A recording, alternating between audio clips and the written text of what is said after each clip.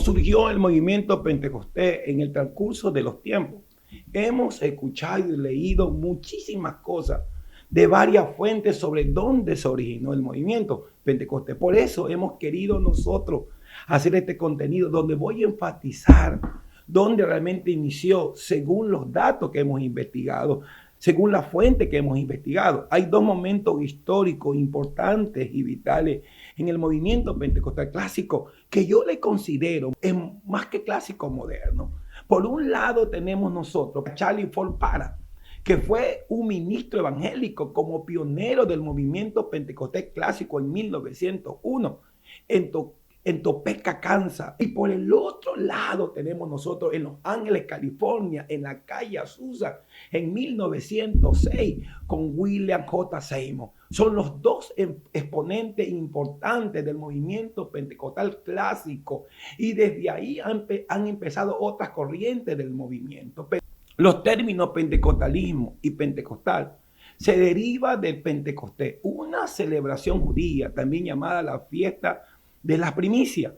Para los protestantes, este acontecimiento conmemora el descenso del Espíritu Santo sobre los discípulos de Jesús y se deriva del capítulo 2 del libro de los Hechos de los Apóstoles. Ese movimiento es un movimiento importante y vital para todos los movimientos. El movimiento pentecostal surgió en los Estados Unidos a principios del siglo XX, específicamente con el llamado Gran Despertar Pentecostal.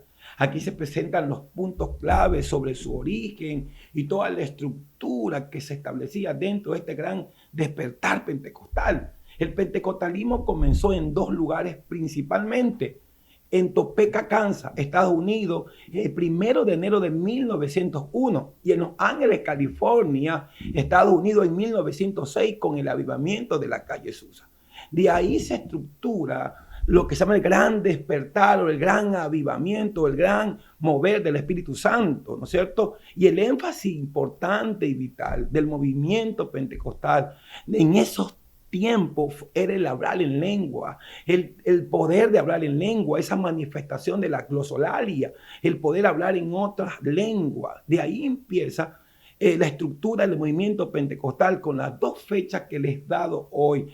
Son los que nos han dado lo que es la estructura del movimiento pentecostal, pero lo fuerte del movimiento pentecostal que se estableció con estos dos pioneros era el hablar nuevas lenguas, la glosolalia, el hablar nuevas lenguas, la manifestación de hablar nuevas lenguas. Los primeros pasos con Topeka, Charlie Ford Parham, era un pastor estadounidense, experimentó una experiencia inicial de hablar nuevas lenguas en Verbi Bíblico, en Topeka, Kansas.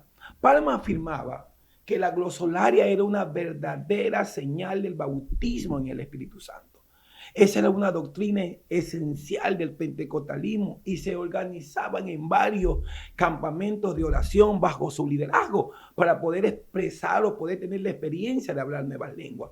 El avivamiento de la calle Azusa en 1905 con William J. Seymour. William Seymour, uno de los discípulos de Parham, se convirtió en un líder importante en el movimiento y llegó a Los Ángeles el 22 de febrero de 1906 y comenzó a predicar en una iglesia local con tanto énfasis. Por ser negro, Seymour tenía que oír las clases fuera del salón, al lado de una ventana. Allí conoció los principales fundamentos del movimiento de la santidad.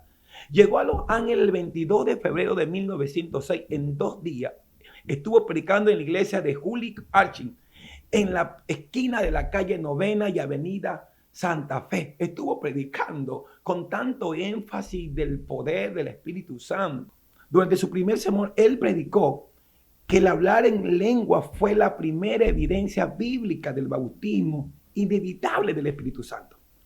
El 4 de marzo volvió a la iglesia y encontró que Ulchi había cerrado con candado la puerta. No le permitieron predicar. Ancianos de la iglesia rechazaron la enseñanza de Simón Freyo, principalmente porque él no había experimentado aún la manifestación de lo que estaba predicando. También provino censura de su mensaje de la Asociación de las Iglesias de la Santidad del Sur de California, con la que la iglesia tenía afiliación. Sin embargo, no todos los miembros de la iglesia de Ucha rechazaron la predicación de Simón Freo, no todos los miembros. Él fue invitado para quedarse en la casa de un miembro de la congregación de Herba Seclea. Y él empezó a celebrar los primeros estudios bíblicos, reuniones de oración allí. Luego del avivamiento de la calle Azusa, en 1906, dirigido por William Seymour en Los Ángeles, California, el pentecostalismo clásico comenzó a extenderse por todos distintos locales y países del mundo. Sin embargo, logró establecerse en la calle de un miembro de la congregación y comenzó a celebrar estudios bíblicos y reuniones de oración, de poder y a poder proclamar el nombre de Jesús. En 1907, Charlie Manson, cofundador de la Iglesia de Dios en Cristo, fue a Los Ángeles para investigar el reavivamiento de la calle Azusa. Durante su visita afirmó haber recibido el bautismo del Espíritu Santo y haber tenido una experiencia extraordinaria de la glosolalia en su vida.